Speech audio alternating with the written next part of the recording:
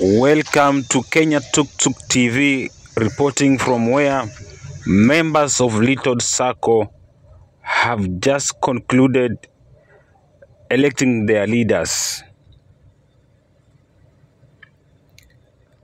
After a peaceful, transparent and highly competitive election process, members have spoken. Members have spoken by electing Mr. Pavin Maitsi as the new chairman of Little Sacco. Mr. Pavin Maitsi, who has served the Little Sacco in various leadership capacities over the years, now take over the top seat with a clear mandate to steer the organization towards financial growth,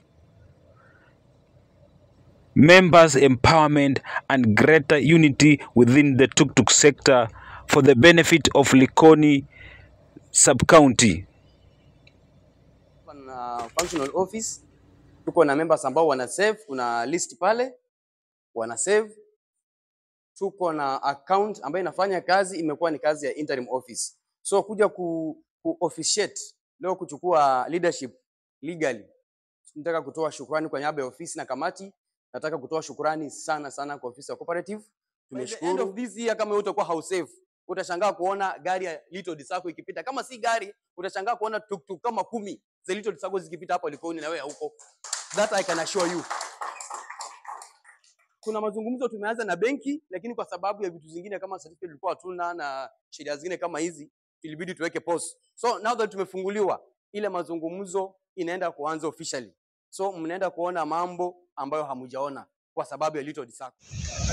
My names are Boniface Lidwaji, reporting for Kenya Tuk Tuk TV. Continue subscribing and support our work. Thank you.